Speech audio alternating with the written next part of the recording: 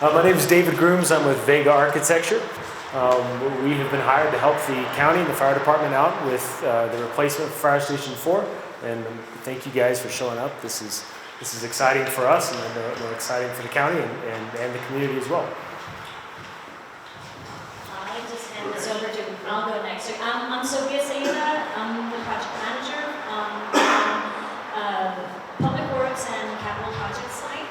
Can we turn the volume up at all? Can you hear me better? Yes. I just need to keep it very close. Sorry about that. I'm Sophia Sayeda. I'm the project manager for Fire Station 4 replacement project. I'm working with Public Works and Capital Projects. I will hand it over to Chief Hughes now to give you some background on the project. All right. I think as I'm closing, I'll kind of talk about the project history. And I'm Troy Hughes. I came here in 2011 to be the fire chief.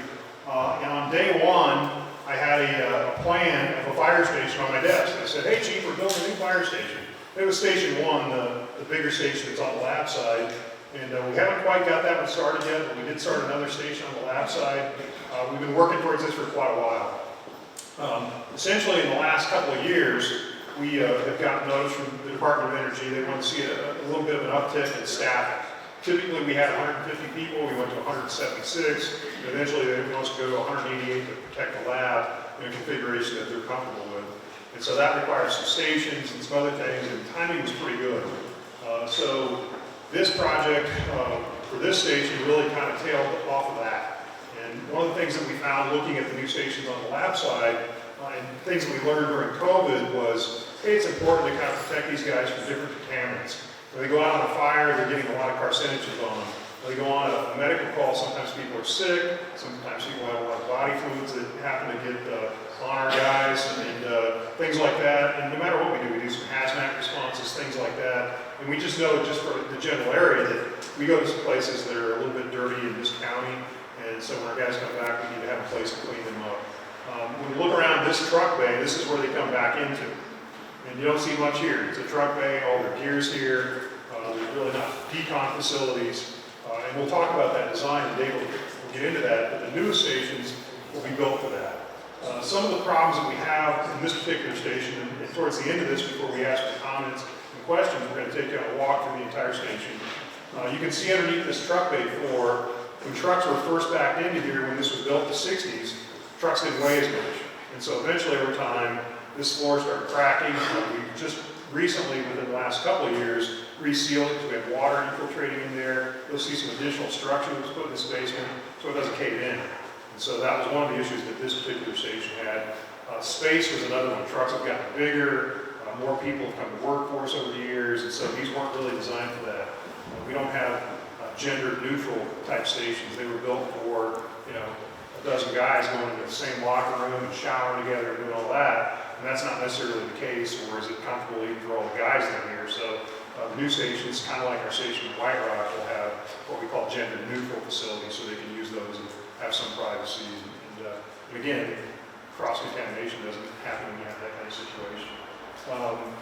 We looked at remodeling, but when you look at a station of this age and the way it's constructed, there just really isn't a lot that you can do with it. It's one of those things that required us to go out and look for some other things. So what we did financially for this is we get some money each year from the state, and it's called the Fire Fund, and it's based on our rating for ISO, which is your insurance rating. And so we're on ISO 1, and we get over $900,000 a year. And so we saved some of that money for the past 3 years. We ended up banking about $2 million for that. And then last year I was able to write a few letters to the governor's office, and when they did their capital distribution of, I think it's oil money throughout the state, each kind of elected official gets some, the governor gets some. She gave us another $2 million to kind of seed this project. So we're essentially sitting on $4 million that are outside of the county budget or any of that stuff. So we feel like we've got a good start on this. David is the architect too that's designing the 3 stations on the Alamos side. So when we had the opportunity to hire an architect, we selected him and his firm. So we had some consistency in some of the things that we want to do as far as health and safety for our guys. One of the things we learned recently by attending a fire station design conference in Phoenix is the average age of a fire station in the U.S. is 70 years old before it gets replaced. So, I mean, we're kind of like, okay, well, when we build this, we can't build it for today. We have to build a little bit of capacity so we can expand it, or it's going to last a little longer. So, about 70 years old. And, we're not quite there yet on this one, but we're pushing it. And there's some other reasons why that this one needs changed a little bit before that. It's up to 60, so that's 40, plus we're heading towards 2030, so it's headed there. So I think at this point, I'm going to turn it over to David, and we're going to get into the meat of the program. Thank you, Chief. Sophia, do you want to run over the strategic goals and priorities? Yes, sure. And so before we start a project, we look at our council's strategic goals that they set beginning of the year. And so the highlighted items are the ones how this project meets those goals. And so that's one of the priorities for us to focus on before we start anything else. So this is something that we're going to be keeping in mind as we move forward with the design. So you'll hear from David about some of the background and some history on this project moving forward. Thank you. Okay. All right. So quick, just want to, I'm going to jump back just a little bit, just to let you guys know what we're planning to talk about tonight. We did the project introduction. We're going to go through kind of the schedule where we are right now, the benefits of a new fire station, and the way fire stations have kind of developed over the years. There's been a lot of great research recently, in the last 10 years on firefighter health and safety, and a lot of that is informing the design that we have in mind for this fire station going forward. And then we're going to talk about the 3 sites under consideration. And it's important to note that there's some qualities of this fire station that are important to the chief, that they'll have in common with the fire stations on base at Lannel. But this fire station is not designed yet. And so what we're seeking right now is once we go through this, we talk about the goals of this new fire station, and we talk about the sites. What we're seeking to get is your feedback as a community and what matters to you guys as far as where this fire station might be placed on the site, and things like that, because these sites are all a little bit complicated. They all have some pros and some cons, as we'll get into.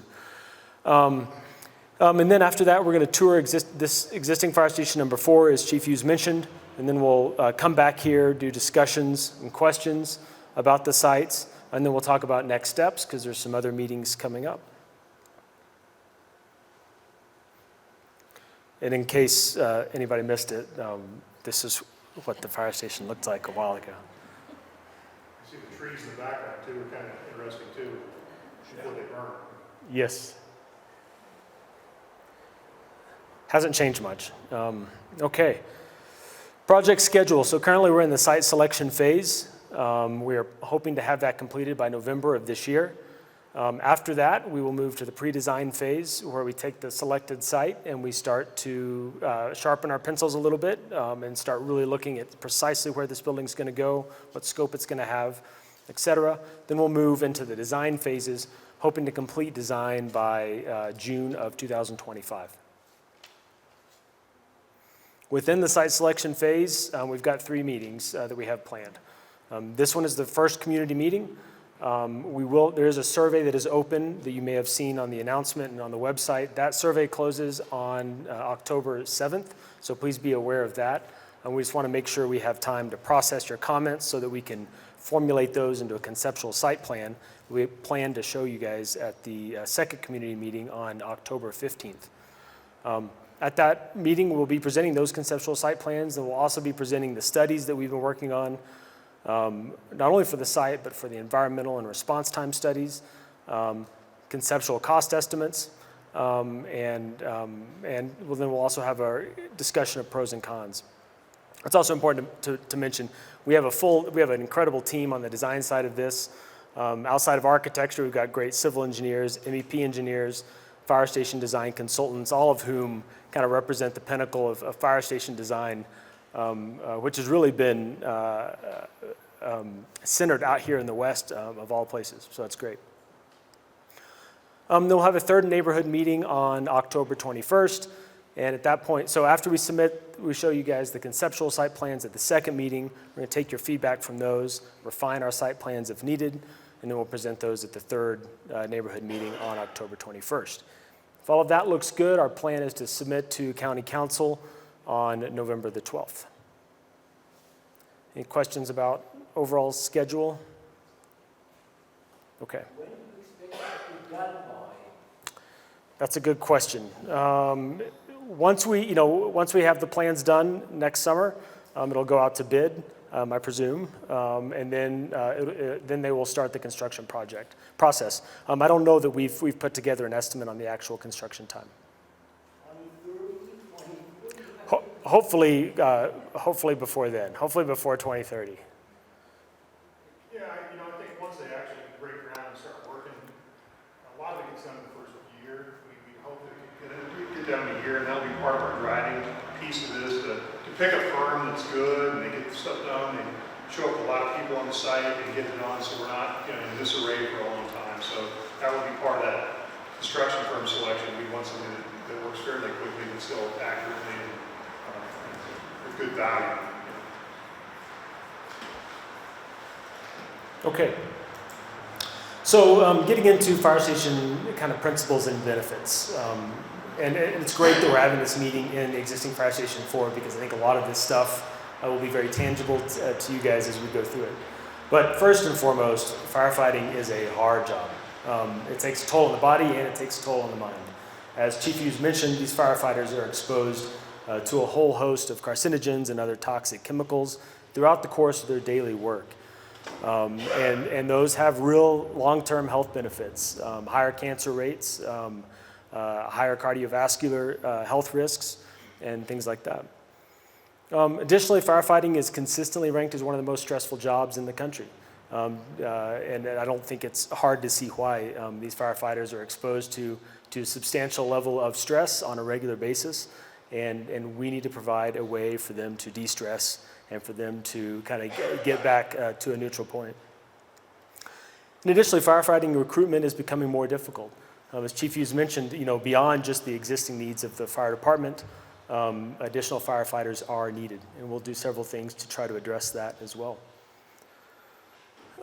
Additionally, improvements in fire station design are important because we need to increase our technology and our equipment capacities of each fire station. And then, as you've seen, the existing Fire Station 4 is outdated, it is inefficient, and has a lot of costly maintenance needs.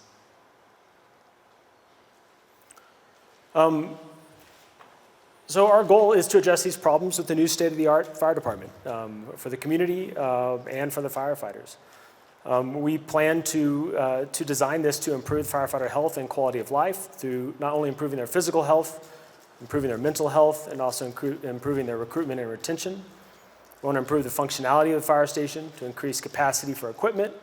We want to improve turnout times if possible. And we want top-shelf alerting and technology systems. And lastly, this fire station is going to be a substantial improvement in energy efficiency and sustainability, and will be LEED certified as well. So to get into kind of the meat of some of these design principles, managing physical health starts with limiting contamination exposure of the firefighters. We do that, and current design of fire stations has moved towards what's called the hot zone design. And this is really centered around limiting the contamination exposure within the residential portion of the fire station. So we talk about hot zones with kind of three levels typically. There's the red level, which is the high contamination zone. There's the yellow level, which is low contamination zone, and there's green level, which is the no contamination zone. That is the goal. We seek to achieve this with kind of five different ways. First of all, we provide physical barriers between the zones. In this case, these are walls that are floor to roof deck, not just to ceiling.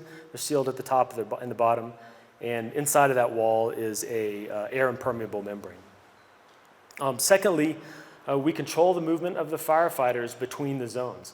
So a firefighter entering the green area from the red zone has to go through an airlock. And within that airlock, that's preventing air transfer between the two zones. We also have a boot wash station and a hand wash station. So the goal is every time you're moving through into the green zone, you have opportunities to clean and limit the bringing in contaminants into that green zone. We're also doing this mechanically. One, through having separate mechanical units that isolate the air within the red zone and the green zone and the yellow zone, and we're also providing positive pressure differentials. So the air in the green zone, which is our cleanest air, we want that to be positively pressurized so that it's pushing air and contaminants into the yellow zone or the low contaminant zone. Likewise, we want the air in the yellow zone to be positively pressurized relative to the red zone to push contaminants into the red zone. And then lastly, operationally, maintaining these hot zones is important. If you can imagine a firefighter coming back from a call, they're often coming in their fire trucks or apparatus into the apparatus bay, or they're stopping out here. And the first thing they're doing after they've responded to a call is they're going into the decon zones. So they're washing off their gear, they're taking off their turnout gear, and they're putting it in the washers. They might be taking a shower depending on their exposure level, and then they're storing their gear in the turnout gear locker room, which is right here. Additionally, EMS storage is off here, and there is, we won't get into the details. Let me say one really important thing. This is an example floor plan. So we're using this to illustrate the concepts of several of the things that we're talking about, but this is not the exact floor plan for this fire station. And our goal is once the firefighter is in this green zone, if they're not on a call, they can stay in that green zone. They don't need to cross the apparatus bay to go work out. If you turn around, you can see the existing workout facility here, and they can really be provided with clean air, which is very important. Quality sleep is also incredibly important to physical health and to mental health. As you guys will see when we go on the tour, currently the firefighters are bunking in basically an open bunk room, has some curtains here that provide, 5% privacy within there, but if anybody's coughing or snoring or waking up in the middle of the night, that is disturbing other firefighters. There's light disturbances, there's all sorts of disturbances. So we want to make sure these firefighters are getting as good and as high quality of sleep as possible. We are proposing to do that by providing them with individual bunk rooms. So this gives them an incredible amount of privacy, a place to change, a place to decompress if they need to by themselves, a place to watch TV or work or study. These walls have a high STC or sound transmission coefficient rating. These walls go all the way up to the roof deck, and they're designed to be very quiet. The door as well has special seals on the bottom and gasketing all the way around to do the same thing. We really want that firefighter to be able to control their own environment once they are in there and limit disturbances from the outside and limit disturbing others while they are in there as well. One of the other, we're also providing shift lockers on the outside of those rooms so that when the next shift comes in and they need to store their gear, they're not having to walk into the bunk room and disturb that person to put their gear up. They can do this all on the outside. Also, if anybody, we're going to have a point for questions and discussions, but if anybody has questions as I'm going through this, or if I'm mumbling, just let me know. Yes, sir. Will those sleeping spaces have their own thermostat or something, variable air, volume box, or anything like that? Yes. That would be the intent. That's similar to the way we've done it on other fire stations. Yeah. If we can't do it exactly like that, we'll zone them to be 2 or 3 bunk rooms on a zone. That's probably one thing you guys know, that even people that are married to each other, the temperature is not always ideal. And so in the rooms, we want some individual control, and usually there's a range. One can't have a 50 minimum, 90, but there's usually a range in there. And then the other reason that we designed, that design you saw earlier, is one of the lab stations. We put the bedrooms on the outside so they can open up and get fresh air from the windows too, because we have had some stations that don't have that accessibility, and that creates an issue. And I think the other thing on this type of design too is sometimes people get sick and they're coughing and they're sharing their germs, and when we're in an open bunk room like this one here, everybody's getting it. Where in this one, they can kind of segregate themselves and maybe not spread throughout the whole crew. So maybe only one person calls in sick the next day they're supposed to work instead of 4 or 5 crew members are all sick. So there's a lot of advantages, but yeah, the individual control is important too. You have some range where you can get comfortable. Okay. We also want to give them improved fitness facilities. Again, I'll reference Exhibit A back here, but we want to provide them a good modern gym. It is something that's important to their daily work habit.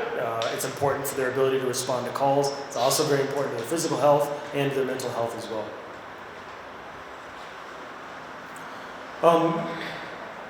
Within the realm of mental health, we want to make sure we're providing them places to de-stress, places for community, access to the outdoors, and spaces for quiet.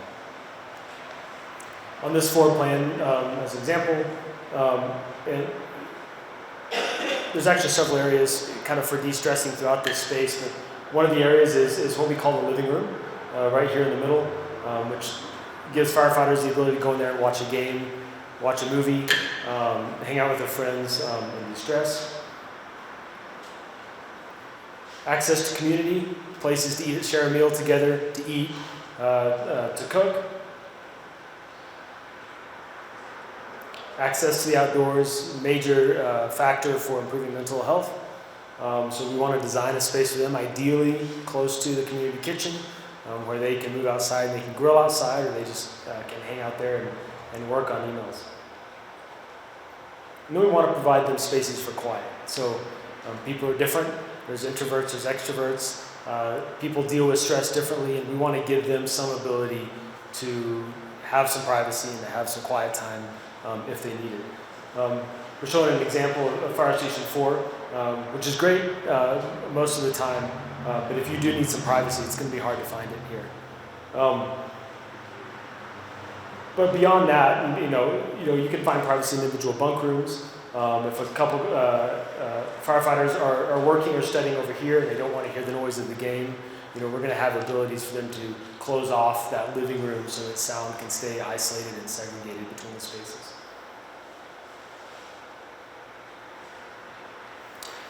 We also want to provide for improved recruitment and retention, and a lot of that starts with a gender-inclusive design. So as opposed to having communal open bathrooms and shower rooms, we want to provide private bathrooms for the firefighters.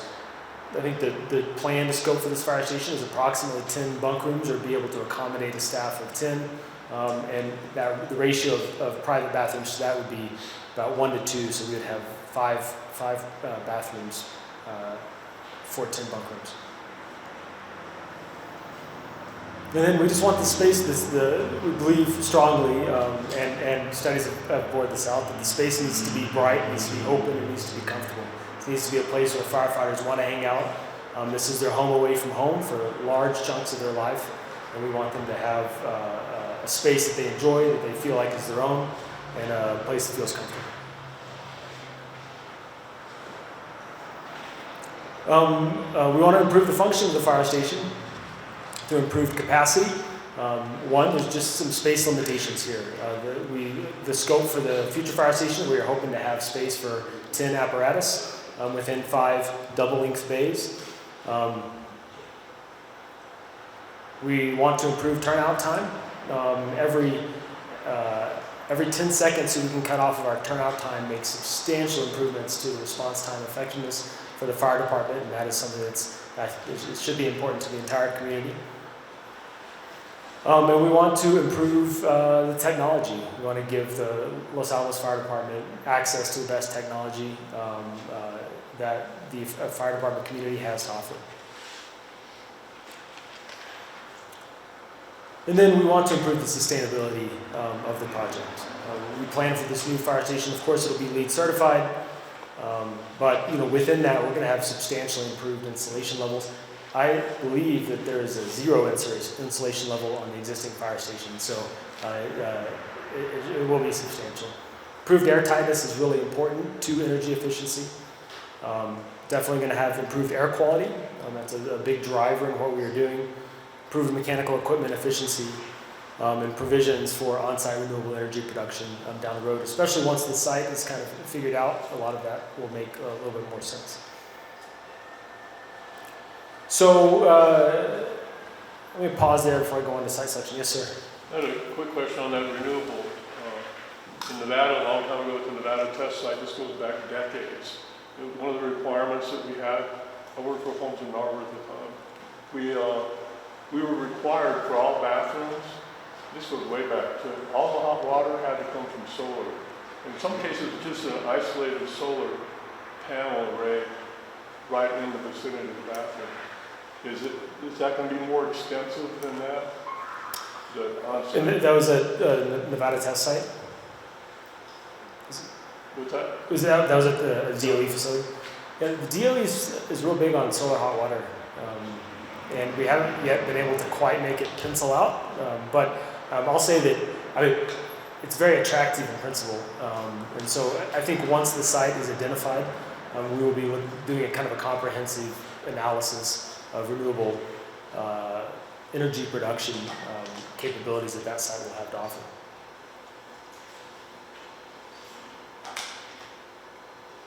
Okay. All right, site selection. So we're going to go through real quickly the 3 sites that are under consideration.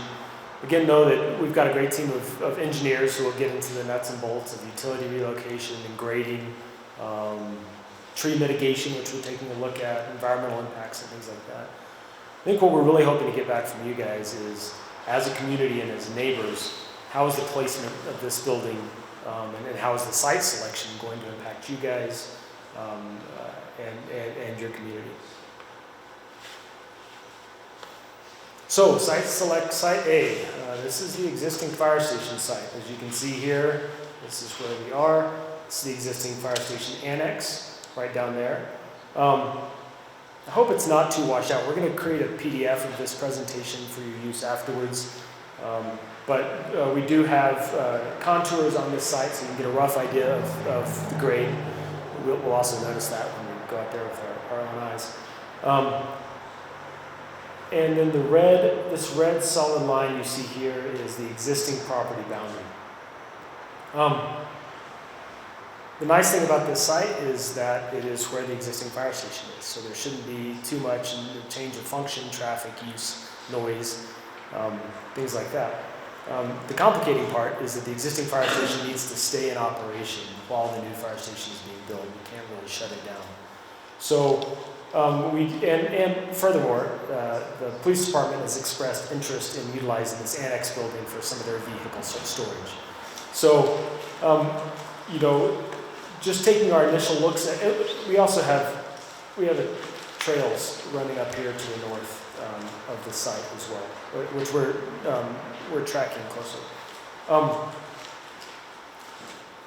We'll have trails on the golf course site as well that we'll deal with. But assuming that we might need to expand the property boundaries of this site in order to build a new fire station and keep the existing fire station in operation, I want to make sure I note that both properties are owned by the county of Los Alamos, so there shouldn't be an ownership issue. However, this property is zoned open space. This property is zoned institutional, so there would be a bit of a rezoning effort that would need to take place in order to move that property line enough to build a new fire station. We also have about 14 to 16 feet of drop in grade from here to there. So a new fire station, especially if it is accessed off of Diamond Drive, is going to be costly from a civil engineering and fill perspective, but doable. And then we also have a good handful of utilities, almost all underground, running through the back of the site. All of those can be relocated, but it is an effort that would have to take place. On the southeast corner of the site, we do have a sewer lift station that serves this neighborhood up to the north. That would be a little more problematic to move, but it would be possible. Oh, let me show you this. So this will also be in the PDF. but we do have, so we did LiDAR scans of each of these sites. So one of the things we're going to ask you to do is to go walk the sites when you have time, in person, or you can do them virtually. And this provides you a way to do this. So if you click on those links, it'll open up a web page for you to navigate around. So I wanted to nope, I'm not showing this.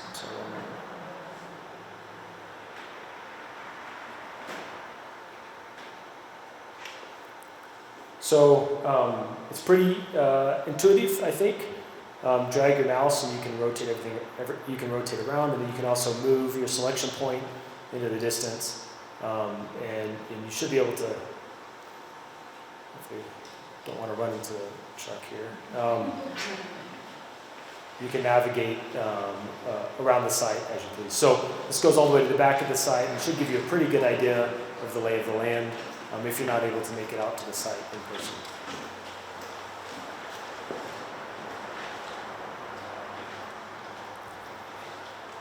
Okay, we'll run through the sites and then we'll open it up. Well, okay, so Site B. Site B is, we're calling the golf course maintenance facility site. This is on the east end of the golf course, and it's really noted by the existing road that cuts through for the golf course maintenance area. Just in a sense of scale, more than likely the new fire station is going to take up an area of about that size. We would like for it to be close to the road for turnout time and response time reasons. We also want to make sure that people who are driving by have good visibility to the fire station, not only if they need it, but also if trucks are getting ready to leave on a call. Challenges with this site, well, benefit is, again, it's close. All three sites are pretty close to this existing fire station, but this is still reasonably close. It does have, this is also county-owned land. There's a good number of utilities here. A lot of these are overhead as well. They kind of cut through the middle of the site. But a lot of the overhead power lines here are new, as well as the underground gas line. Might be a little more difficult to relocate than in Site A, but doable. And probably the most pronounced obstacle here are really, pretty large rock outcroppings on both sides of this existing maintenance road here. So it's possible to regrade those, but it is costly. And then we have a pretty good drainage here on the north end of the site, and then back in here. We also have, as I mentioned earlier, a good number of trails that are running through this site also. Any modifications have to be done besides that also? We're probably too early. Well, I don't think anybody's anticipating any major modifications. There would likely be it would be putting in a curb and gutter, and might be some minor drainage improvements.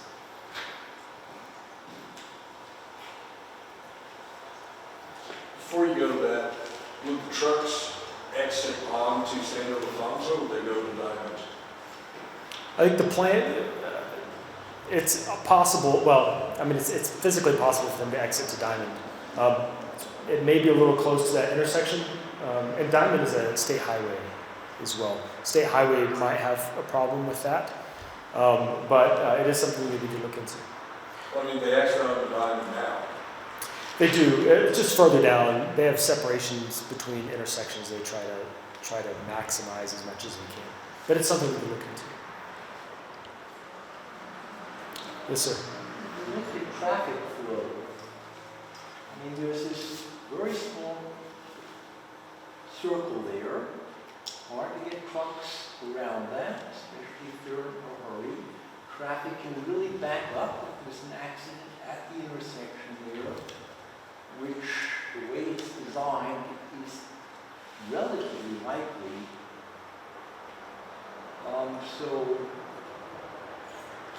And for the Wall Linda site, that's even worse in terms of access. So, it doesn't look like you all have looked at the traffic issues at all, unless you're sticking with the current location here. Well, I think that's part of the purpose of this meeting, is we want to show you all three of these sites, and before we get deep into the next steps, we want to hear from you guys what your concerns are, and I think that's a great one. It is one that has been discussed internally. And as we move on to Loma Linda site, we could kind of discuss our internal discussions on that as well. Another question Yes, sir. for the chief. Sure. Have you had problems with the rental car?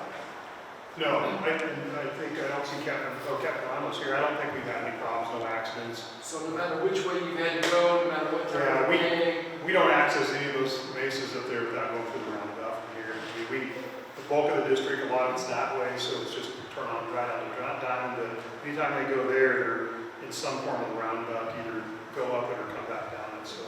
and you haven't really experienced any issues to this point. You guys have any? Mike's a driver? No? Not at this point. I mean, Cool, thank you. obviously in the winter, we're as concerned about any of those slopes, I mean, but our county public works people do a great job of getting ahead of it. And, I mean, this is a unique community. I've been in other communities where, you know, the ice is this thick on the road, and it's that way for months, but it doesn't get there here. And some of it's the sun, but also it's the work that the public works does to keep those roads safe, especially in, you know, areas that have slopes. Thank you.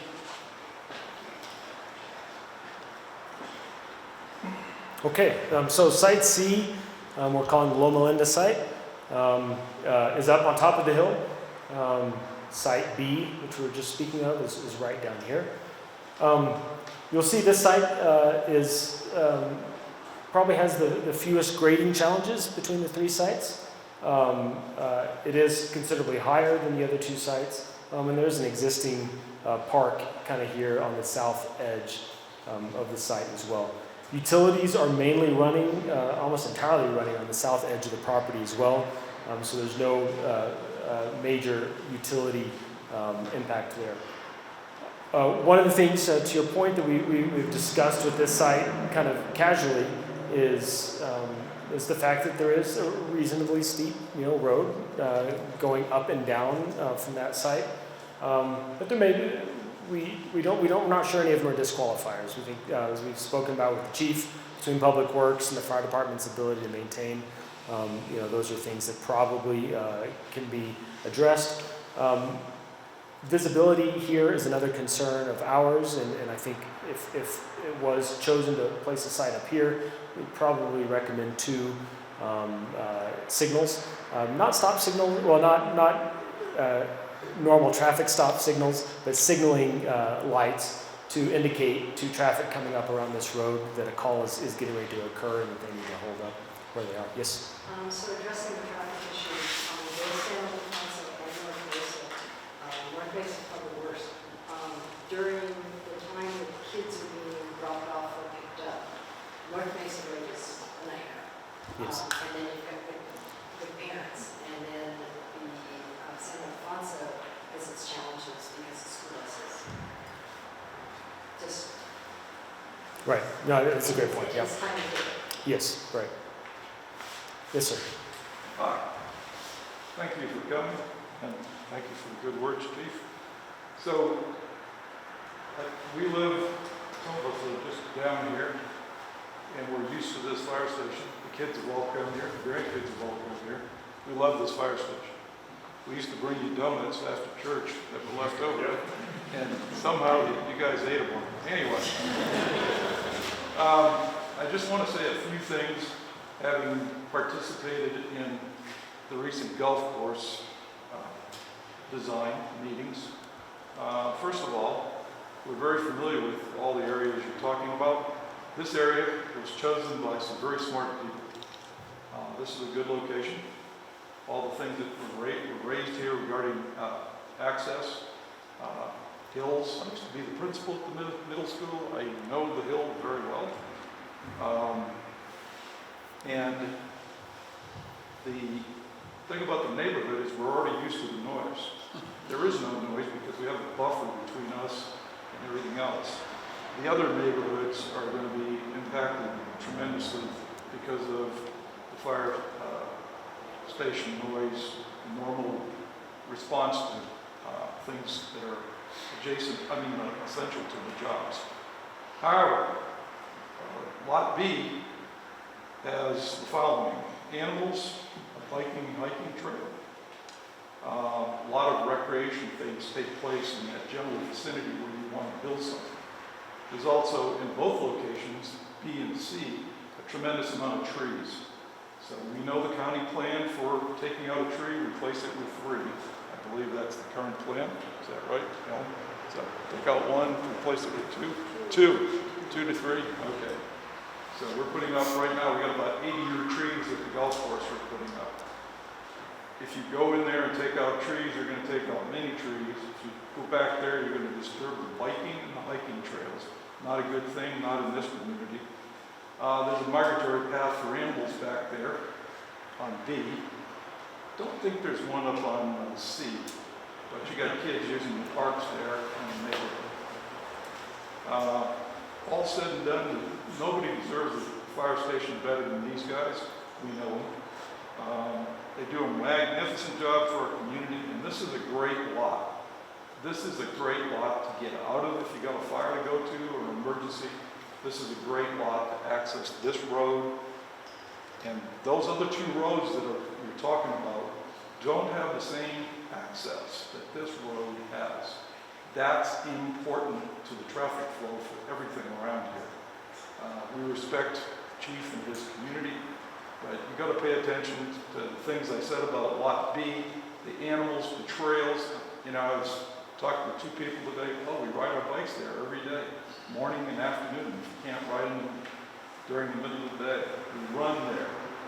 The animals are there. The last count we had on deer over here at the golf course would amaze you. It's 115. The majority of them are right over there where you want to build a fire station. You don't want to build a fire station over there. You know, you're going to deal with the animals.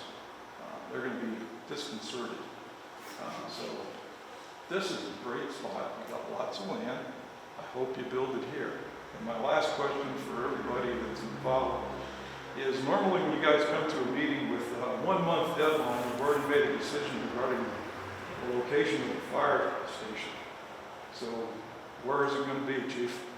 Well, your commentary is spot on. That's exactly what we want to hear. And, you know, I think we always want to consider multiple places, because if you don't, then they say, well, geez, they had their mind made up ahead of time. But commentary from you and even our guys, I mean, these guys right here will tell you that one of the best parts of their day is when people are going riding the trail, they got a kid, they come in here, they go through the station, they bring them donuts on Sundays.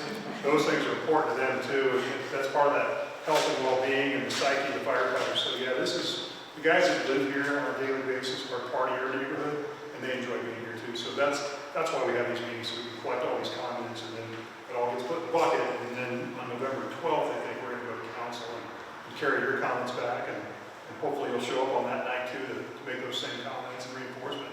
So it took us 13 years to get this addition to the golf course. I hope you can meet your deadline. I came here 13 years ago, so. It is the difference. So yeah. You may remember that we lost we lost quite a bit of land to the widening of Diamond Drive, which moved on us. That's why it took us 13 years, because everybody forgot about the land we lost. Anyway, so I know there's already been a decision. Someone's leaning hard towards one of these. I hope you can get there by November. Kind of piggyback on that a little bit. If you selected B or C, what happens to this file? I think that's a point of discussion. I'm not aware of that any plans have been made. Any land in this community is people have their eye on it. I'm sure. I think a lot of people have their eye on it, but I'm not aware of any hard plans for that, or that are factoring into this decision. Only ditto everything you said. Okay. Yes, sir. Would you like all our comments on the sites now or after the tour? Let's do them after the tour, if that works. Okay. Let's go for a tour if that works. This fire station was built in the 60s. It's facilitated. We have 5 to 7 members that'll live here at on any one shift. So we're kind of looking for that expansion for 10 members. So that'll be good with any existing site. That'll kind of work out for us. But yeah, come on through. I mean, these are the living quarters. The big things with any of the sites that are going to help us is some of the biggest ones is the cancer prevention, right? Where we have that hot to cold zone. You can see how when the trucks start right up, they come right in, and I'll show you my room. We can just head on in here. So, you know, office, living room, everything just kind of comes in. So keeping that warm zone is going to be good with any of the sites. Well, living spaces. Look, you need a new station. I mean, there's no Yeah. That's the key. Yeah, I agree, and I like our existing site. I do worry about the roundabout. Us going through it more often will create those issues. You can see sometimes we do have to. Traffic at rush hour really backs up there. Yeah, and our trucks, especially with the school up there too. our trucks will hug that like soft curve on the inside of the roundabout because they're so wide, right? Yeah. Like we have to take them wide, and so sometimes they will hug the inside. You gentlemen probably know that hill up Loma Linda gets pretty icy on a frosting day. So that one to me is can be a little bit worrisome, that coming down that hill more frequently, because any response that we'd have to go to Barranca Mesa or in this area, we have to come down that hill. Where if we go into Ponderosa Estates right now or this way, we don't have to deal with that hill. Yeah. So now we increase going down that hill probably 40-50%. We would increase the volume because now we took 40 to 50% of our district and moved it this way, so we'd come down that hill. So I would be a little concerned of coming Are the down that hill. majority of your calls on this side of the No, road here, or? no, I can say that they're spread out equally, and that's because of division of the districts. District 1, where the Lannel station is, splits right at Ridgeway. So we've kind of done the back end. They've done the research to figure out where the line is of demarcation, so that we're responding equally. So we respond equally left or right out of here. But I know that if we put it up on Loma Linda, coming down that hill now increases by 30-40% because we moved the district a little bit that way. Yeah, So I think it's the, you know, and I used to support the firefighters when I did work at the lab for a period of time. yeah. So I understand that. You know, Yeah. This is a better access for you. I did hear some new stuff that is nice that I don't think about. A lot of times we're just, you know, we live here, the stressful environment. So some of the traffic would be nice to be avoiding it if we were placed on Loma Linda or B. That would be a benefit because we're not hearing this constant traffic. Do you know the stress of sleeping through traffic? You know, nobody wants to put their house right next to a traffic, but I understand that that's part of the things, and we can do some other stuff to kind of facilitate maybe limiting that noise as far as like a new station with sound barriers and all This that. has no sound barrier in it Yeah. at all, so. So I did hear some new information that that those might, but I worry more about the traffic just from a response and riding in the truck. And you know, the number one killer of firefighters is heart attacks. So that's why we work out, we stay fit, we keep the fat off. Number 2 is vehicle accidents. So that's a big concern, is vehicle accidents, because it kills firemen. So to put us in a little more precarious of a situation is concerning. Yep. Yeah, it is a true concern. Yeah. The- And number 3 is cancer. So we're doing the right thing by building the station in the sense that. contaminants are just crazy right here. Yeah, you can look up at the painted ceiling that used to be white, and then that's the access to the gym, to the living areas. So There's not even fans in there to exit the fumes, are there? there's some filter fans that draw a little bit of the air into the filters that's clean. Like you can see those boxes are supposed to be filter fans, but it's one of the oldest technologies to take out contamination from exhaust. The new is start like the fire station, and then they also have exhaust hoods that attach to your exhaust, and they ride all the way out of the station. So when you pull out of the bay, they come off. So you should have very limited exhaust into your apparatus bay, and then those stations. So it's old technology we're working with, but yep, that's kind of the future. Oh, we'll take a quick tour. I mean, keep kind of coming around.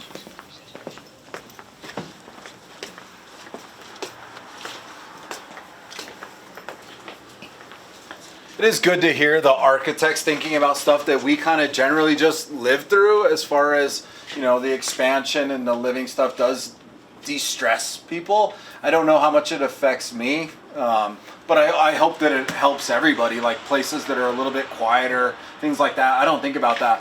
A lot of times I will see our firemen sitting out in the gym, or I'll take you to where the SCBA room is, and they're dirty environments to where sometimes they go to talk to their family, their kids, their wives. And so hopefully some of that they're talking about, I'm like, oh, that is a thing that I don't necessarily think about, but it'll be beneficial too. So kitchen, you obviously can see all this, but come on around. Tight quarters. Yeah, yep, very tight. We have 7 people in this station with us. Yeah, we have That's the one butt kitchen. We have 7. Jennifer Edmonds, she uses this bathroom, and again, that gender neutrality was never built in the 60s. So that'll be beneficial, is having that gender neutrality, and so she uses this bathroom, but it's kind of complicated. Some of the other stations, even Atlanta, are a little more complicated when it comes to women and men living in the firehouse, but you know, we work through it. We do pretty well as is. Come on around. All right.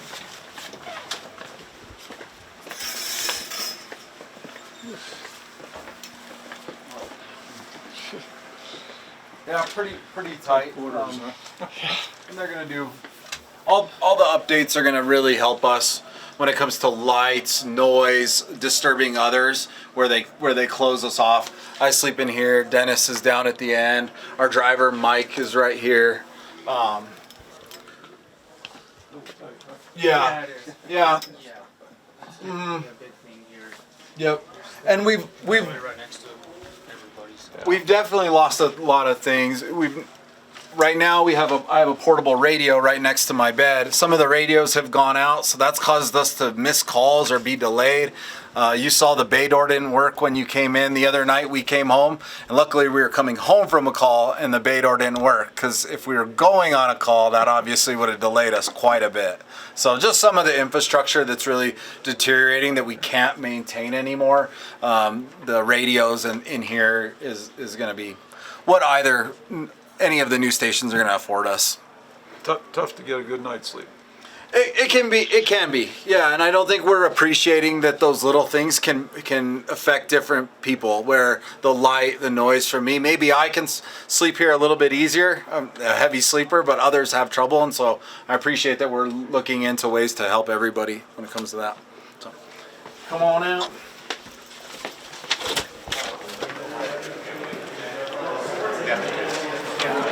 So everybody that would come to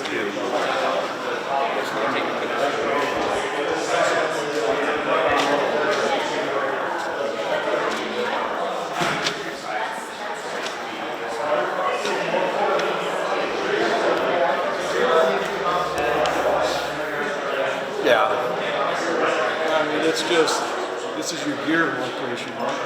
Yeah.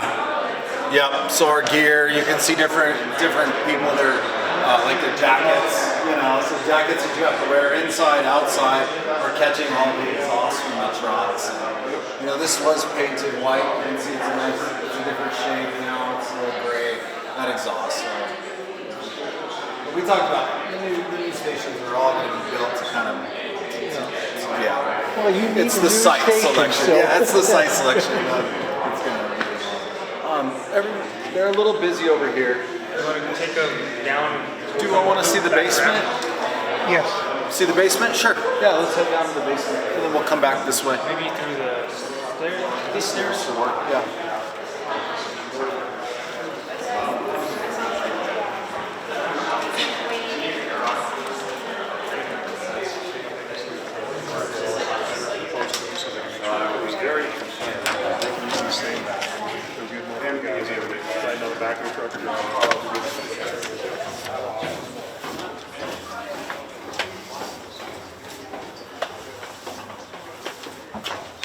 Yeah,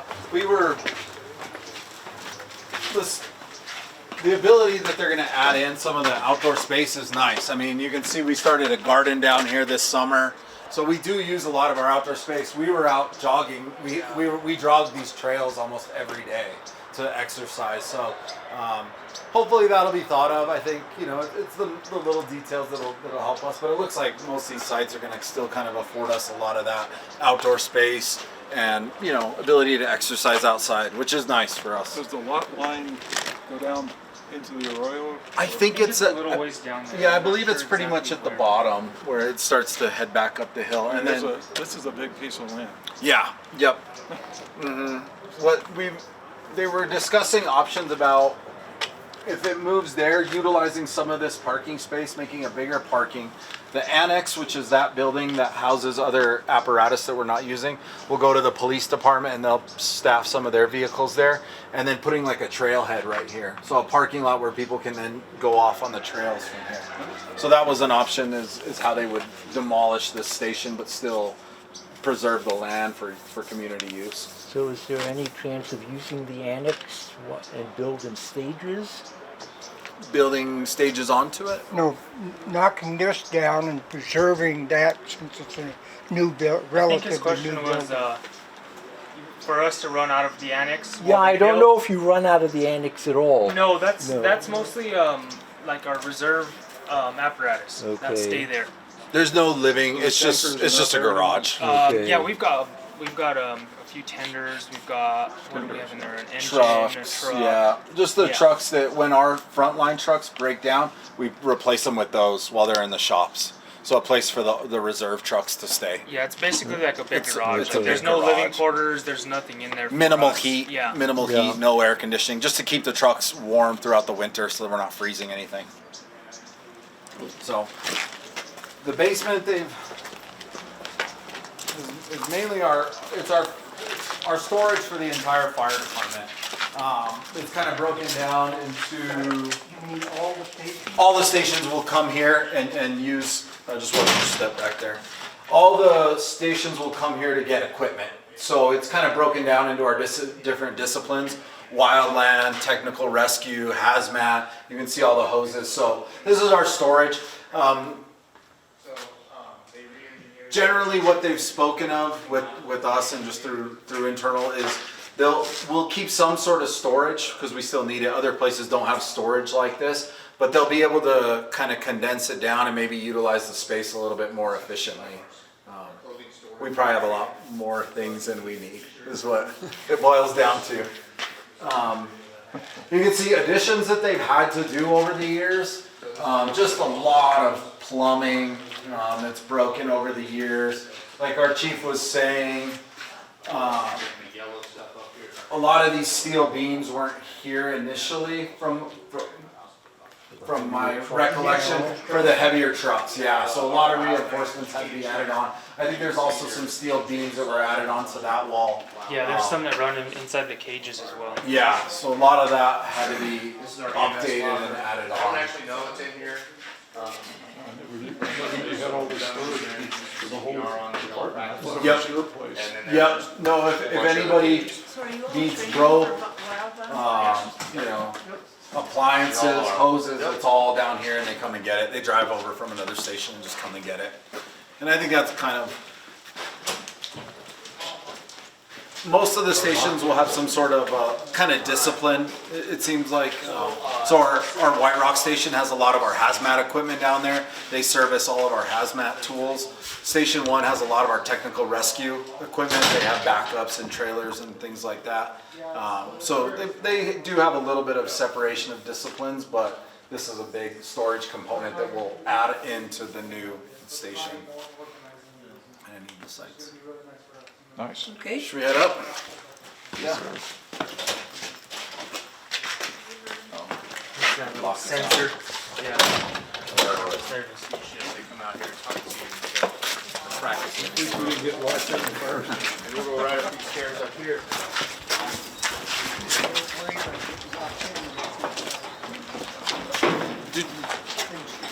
Do gentlemen want to see the annex? Yes. Okay, sure.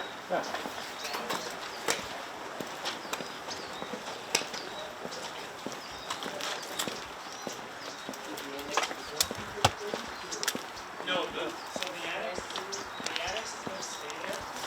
That's not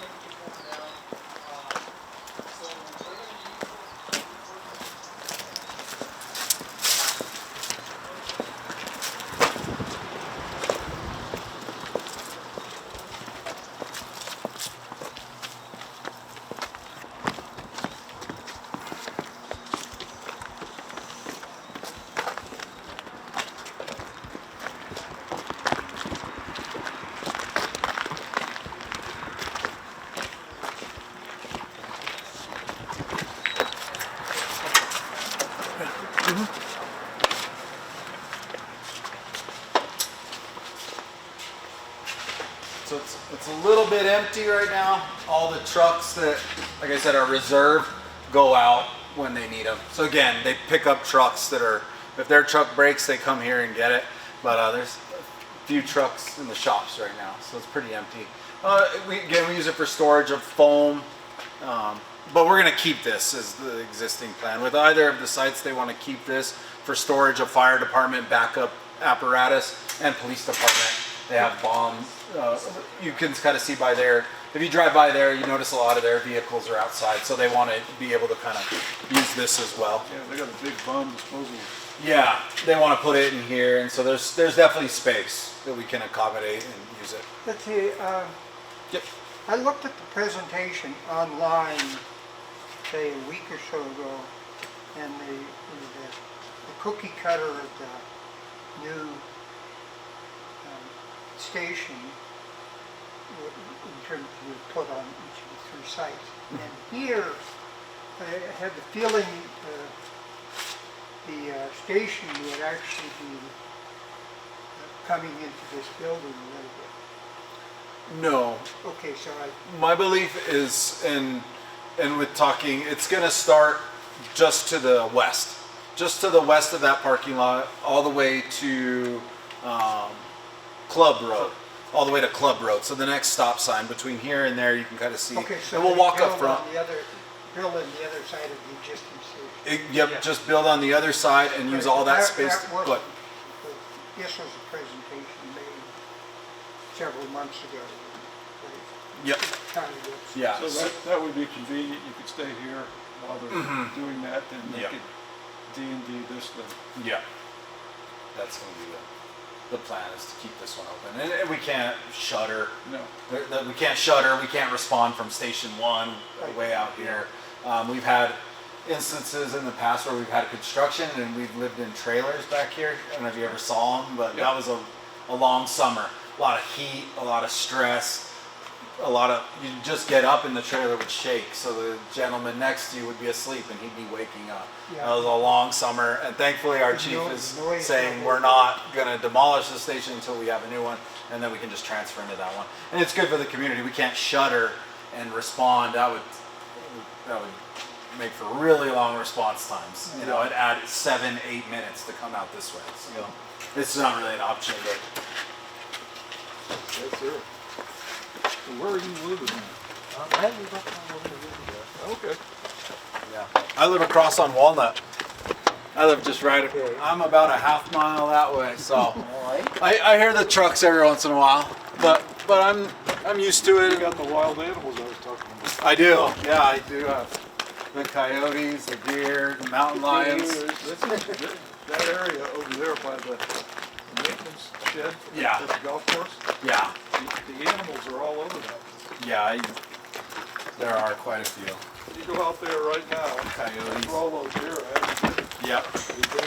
Yeah, we can head up this way. And then you'll kind of see too, if you look out to the west, you'll see how there's this the space all the way up to Range Road will be, you know, if this site's chosen, that's kind of where it'd be.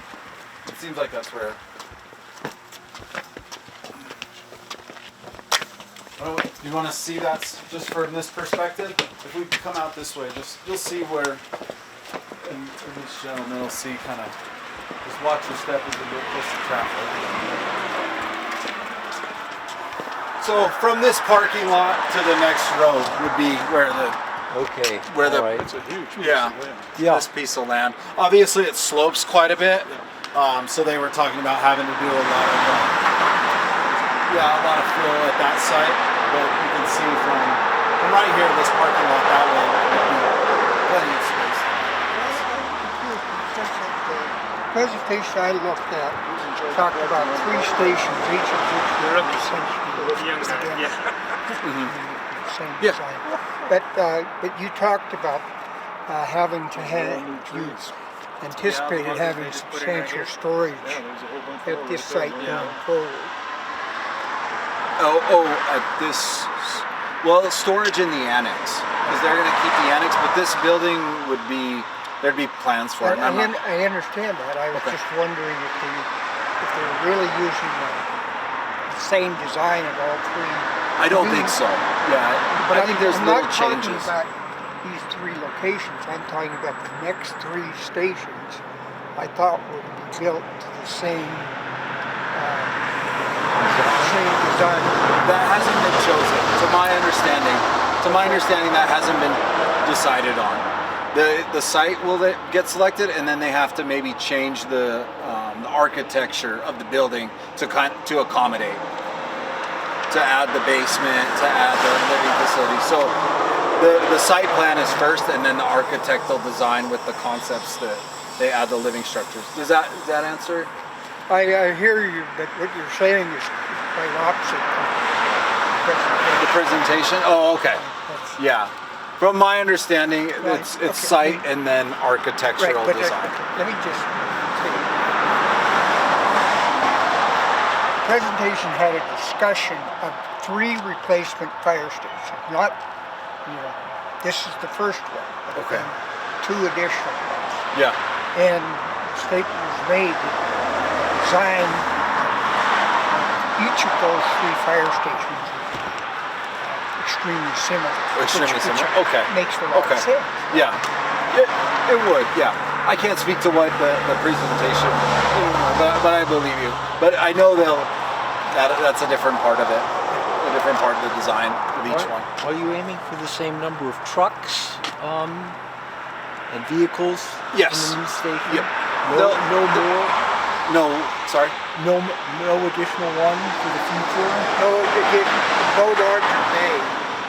I think they actually will be larger. If you could see in that original picture when he had the A little different bit bigger, but I deeper. don't know if it, Yeah, deeper, is but- what they would have. So a lot of them will have that drive-through bay. Depending on the site, they have options to do a drive-through bay where you drive through so you don't have to back up. That causes accidents. Yes.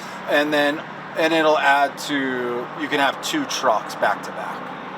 So there are some differences. Why don't we head on in? Let's see what's open here. Is that door open, Dennis? No, but I can open it. Okay. Yeah, it is. Okay. We'll head on this way. We'll walk through the gym. Kind of the last little spots we haven't seen. Yeah, we really do get an appreciation for how nice the quarters are. Yeah. How old they are.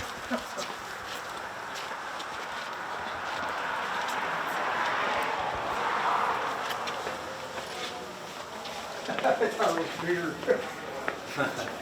Here.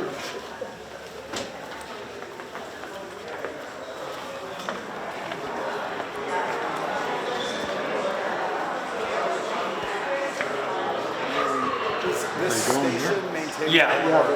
They're straight to the back there. So we repair them, we service them, we have all the parts for them. So this fire station services all of our SCBA's. So that's what this little room is. But What is that, roughly a half FTE or something like that? half FT, sorry. A half of a Person, half of a person, full-time. full-time equivalent. You got somebody over here that just does this full time? No, we do it on our off time. We do it on overtime. Typically on days off, we'll come in, and I work as an SCBA tech. We'll service these packs, fix things. Like this one has a vibe alert that's not working. So we service them, we have parts and ways to test them. But I wanted to bring you back here too. A lot of times we'll find the firemen back here just relaxing, trying to decompress, trying to take stress off. And it's not really one of those places, but they don't have many options. So any future station again is going to be beneficial. That'll provide us with some of that. Nobody ever thought about those things No, back in the 60s. no, they didn't. And we've grown used to it, and we manage well. So, all right. So I guess the first thing is thank these guys that live here for showing us their home. That makes sense. Yeah. They pointed out the good, the bad, the ugly within this fire station, and I guess we're just waiting for comments. And so Ian, David, go ahead. Yeah, we can, Questions? so there's, I'm sorry, just a second, there's a QR code back there. If you scan that, that will take you to a survey that we're gonna run until October 2nd, so take your time to take that survey. We also, on our webpage, this information is live on our webpage. You can go to our county website and If you put in search Fire Station 4, it'll pull up the page and you can find that information there. So we can take your comments and I can bring the mic to you, or unless you want to come up here and speak in the mic, and we can answer your questions. One quick question about the information. For those of us who wrote down our email address, can you just email us this stuff? Yes, so we can do that. Please. Yeah, so if you leave your email, I will be happy to do that. Yeah. Okay, thank you. Anyone else? Yeah, so comments on the various sites. I think the Loma Linda site, if 10 seconds of response time has any impact, that's a terrible site, because twice a day you've got a lot of traffic going through there. And so that has the opportunity to impede the flow of the emergency vehicles. And having lived on North Mesa for 32 years, that road is just not safe in the wintertime. You've got a northern exposure. You could salt it enough, having grown up in Chicago, I can tell you, you could salt it enough to make it passable for emergency vehicles. But then you'd have a lot of environmental damage coming down, going into Canyon. Yeah. So it's a poor site for those two reasons. The winter traffic and the middle school traffic. So that really needs to be considered. We will definitely take that into consideration as we start evaluating the sites. I don't think we have enough board, Greg. We have to come up. Sorry, Craig. I'm going to come up because I want to point something out on the map.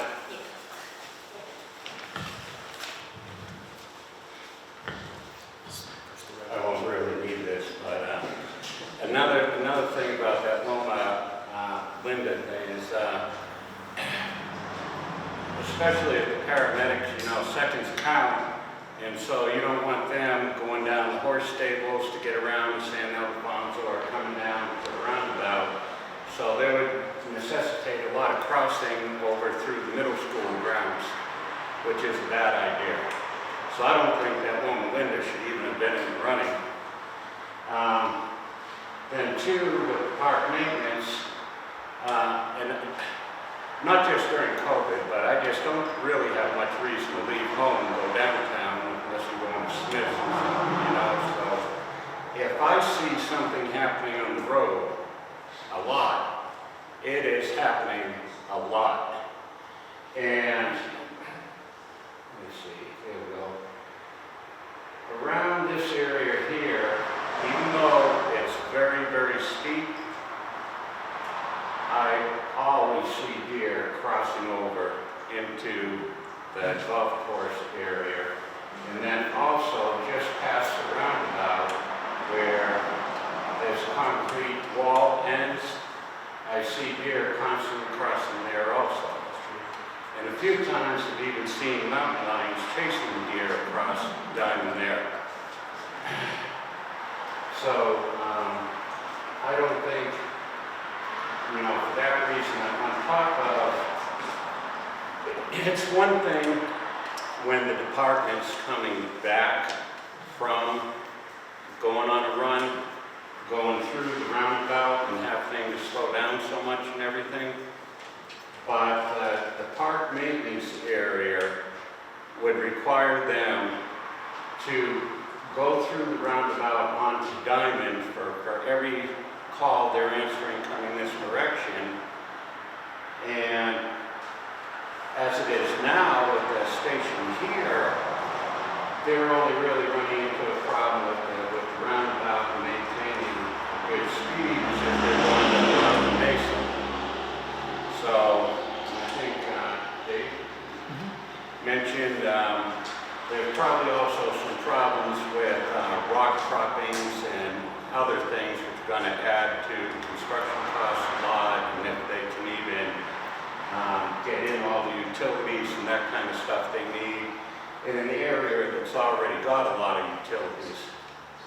So I think that somewhere in the close vicinity of where this station is currently is the best answer for where to put the new station, and hopefully also move the alerting lights that trucks are coming or going a lot closer. I've lived in 12 cities and 7 states, and this is the only fire station I've ever seen where the lights are more than 50 feet away. I mean, this direction, it's around the corner there somewhere.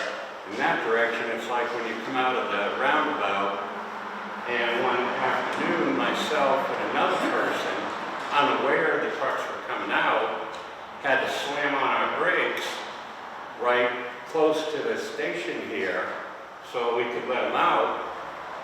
And I've seen 2 other instances in my 11 years of living on North Mesa of vehicles almost hitting fire trucks.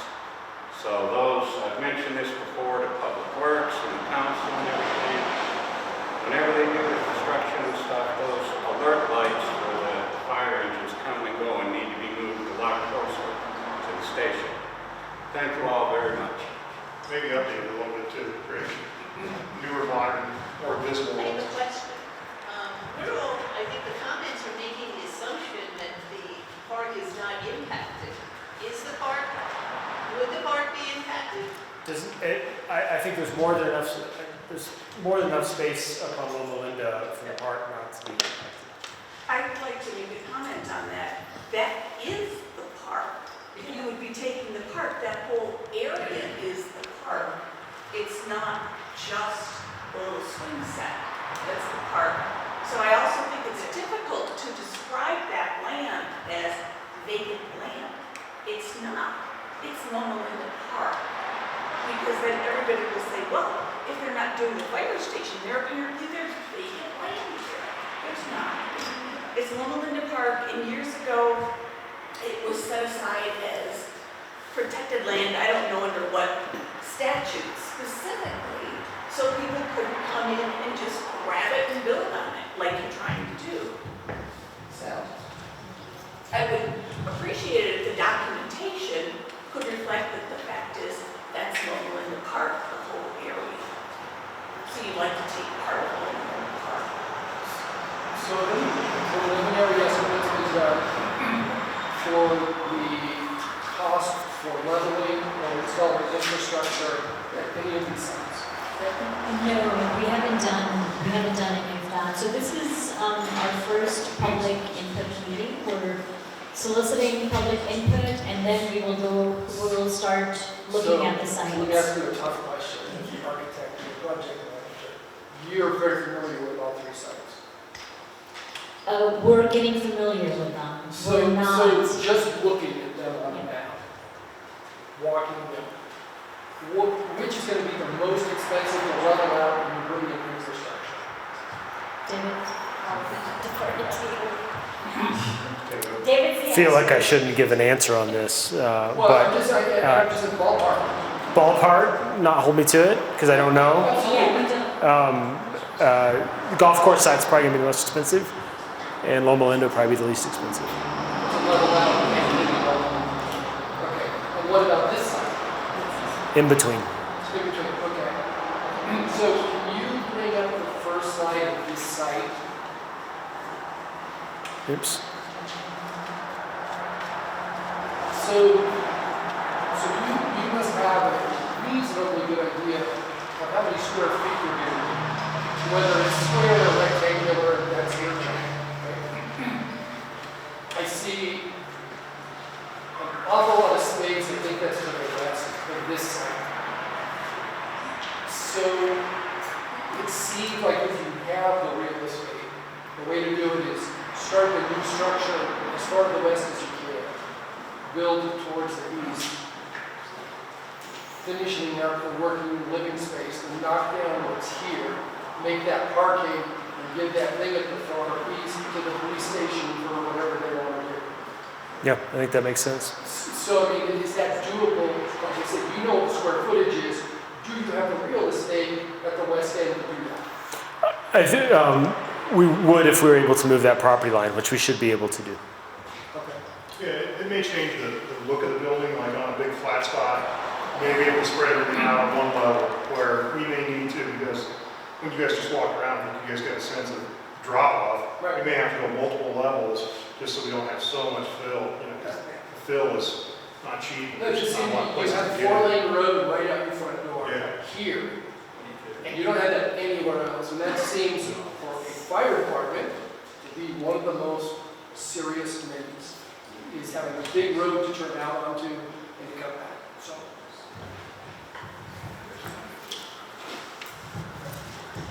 So I was born and raised on Rock Mesa, and this is my fire station, ever since 1961, so I did not outdate you guys here. First of all, I want to thank everyone who has ever worked here, because my parents had, in the early 90s, had a basement electrical fire. Thankfully, there were no injuries and very little damage, because you guys got there so fast.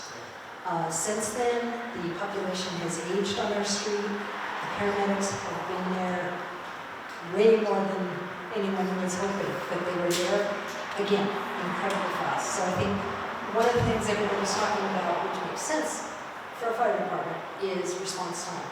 I'm going to bring up something that nobody's mentioned yet, and that is noise. You guys, the way you are leaving right now, the population areas don't catch the noise. The way for either site B, well, site C is going to be ridiculous because there are a lot of houses right up there. But the way B is, the sirens are going to bounce off the cliffs, and that's going to be an interesting advantage, or disadvantage. The only advantage I can see to site C is the county might actually fix that drainage pipe that doesn't do anything at the base of North Road. But anyway, so my vote is, so that response time is absolutely the priority. And in 61, you guys had Bronca and a little bit of Western area to deal with. Now you have North Mesa, you've got the houses behind here. Bronca has just grown tremendously, as has some of the other areas. And to have a more central location with the best response time possible for all of the locations seems like it's got to take priority. We do have a company that's actually doing a response study that was part of the later meetings. It wasn't quite done, but they're working on that right now. So we don't feel like we're going to be, and we've done our own kind of heat maps where we can look at that. Not a tremendous amount of difference between any of the three sites. They're all pretty close. But this is, I've been in this for almost 40 years now, and fire stations are part of the neighborhood. So we knew going into this that this was going to be well loved. There's a lot of personal connections. And so, but I think we still have to do due diligence and look at everything and say, hey, we didn't just consider this, and we're spending your money, and this is going to be your fire station, even when we're gone. I'm going to retire soon, but you'll still be here in this neighborhood using the station, so you're going to want it forever. And so we want to get it right. So we're going to take a little bit more time and do it good. And we really have to make a decision. I mean, there's probably guys right in this lineup up here that took out tours that made a decision on where they want to be, and they want to be here because they live here now and they don't want to change homes. But we have to do our due diligence and look at everything. And then take that back to council in November, but not without your feedback. And I think the reason we're capturing these emails and contacts is so we can say, hey, would you mind showing up on the 12th to talk to the council too and help us get through this process and get the best location picked? Because it's your fire station, it's not mine, I'm just the chief today. But you're going to live here, as a family's going to live here. This is going to be your fire station, so we're going to get it right. So when you do the response study, can you make sure they pick bad times of the day? Because that's when it's really going to matter. Yeah. Right? When there's low flow, probably won't be that much difference except getting the winter. But, again, traffic backs up at that circle. And David may be able to answer this more than me, but I know that they'll take all of our existing calls, times they happen, responses, and they'll look at the patterns on, did they change, if it was at 5 o'clock, or 8 in the morning, or 10 at night, or 10 in the morning, they'll look at all that stuff. That all goes into the big AI matrix, and they do calculations, and then they'll give us some feedback. Thank you. Next meeting. So it's pretty exhaustive, and they're not doing it for free. So. That's true. But we wanted to be there too, because it's important to be considerate of the response times, because we're dealing with life and death in these situations. Yeah, they're evaluating drive time and drive distance, as well as, 50 other factors as well when they calculate that. So, and traffic patterns are included in that. If you look at this site, which is preferable for a number of reasons in my opinion, also, you pointed out that you're right on Diamond Drive, excellent site distance, easy access to the street and back off. But also, if you look at, the site is long enough, but yet not too constrained to the north. It would open up a lot of opportunities for design alternatives for the site. And one of the things I think is real important, and we did it on Fire Station 6 as a project manager on that job, was the pull-through. I think you could effectively put a pull-through type station on this lot. It's long, fairly narrow, but not too narrow. And the other consideration that might come up that intuitively is you're on a slope. When you look at Station 6, it's on a slope. We did that on a very economical $1 million design and construct. That was a long time ago. But like this building, if you actually look at it, I was amazed by the size of the basement. You can actually use that slope to your advantage in minimizing construction costs. It doesn't have to be filled. You can make use of that volume underneath the building. And also look, opportunities for phased construction. You can put a building, let's say for instance on the west side, with a way to get out to Diamond Drive. Take this building down, with the other access to Diamond Drive for the other half of the pull-through. You have a lot of options with this type of site, and you can take advantage of this slope. And it doesn't have the other issues that have been talked about, like the mountain that, steep hills, things like that. Thank you. Those are good comments.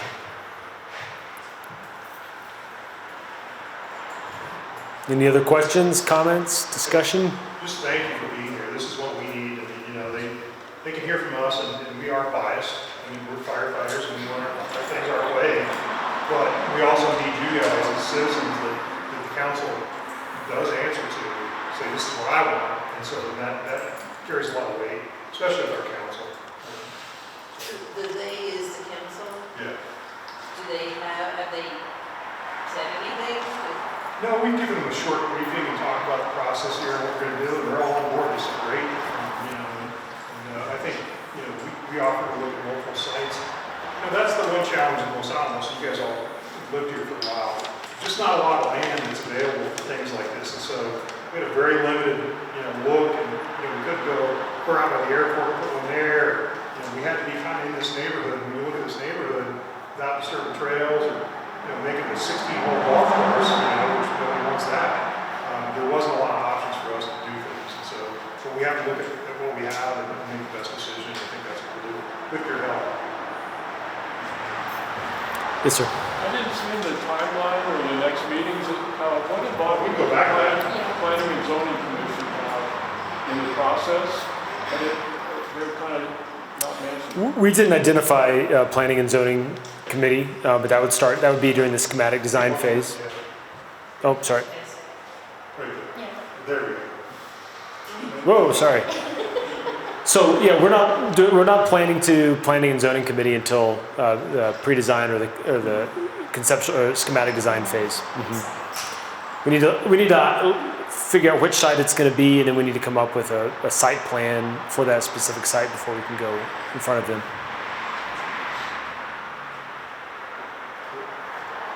And I know that our PIO and Julie, they'll be putting these out on the web. Since you're on the list, I'll also get email about the next upcoming meetings. We'll participate on the second, third, too. Real quick, next step. So first of all, the survey that we have up here and back there, that actually doesn't open until tomorrow. So if you go home... It's open, it's not listed on our webpage right now. Sorry, it's open, but it's not on the webpage. So... Yeah, the link is not on the webpage, it will be there tomorrow morning. It does close on the 7th of October, so make sure you keep that date in mind. Next meeting is on the 15th. We hope to see you all there and bring your friends. We also have a QR code for the website here, and then you'll get a PDF of this, but all 3 sites, the LiDAR scans there if you want to tour them virtually are also on that. With that, if nobody has anything else, thank you very much for... Just quick, going back to the agenda, are you making a presentation on the 15th of recommendation? No. Oh, okay. That's the 15th is another meeting with you guys. That's what I thought, it's just the wording sounded like it. So we're going to take your comments and the survey results and all that stuff, and we're going to try to formulate a site plan for each site. And then we'll show those back to you guys and get some feedback on those. And then we'll do that one more time with refinement of those for the 3rd site meeting. And then if we can come to, once we kind of have solid understanding of where everybody stands on the sites, then we will go to council. I'm sorry? They will be at the fire administration building, so we will send notices out for that. Now, in the meantime, if there's any interest from any one of you to go walk the site with us, we're happy to facilitate that between now and October 15th. So reach out to me, you have my information, you have my email. Let me know if we have interest. We'll be happy to facilitate that. And Loma Linda's a park, so I mean, it's open all the time. You could go there. The only caution I'd say is if you're going to the golf course in the maintenance area, there are some construction things going on, so watch out for traffic, because there are some vehicles going down that road. That would be the only caution on that site. Loma Linda should be fine, just go visit that at your leisure, whenever. But the golf course might have a few hazards with that road, so just be aware of it. Thank you very much, everyone.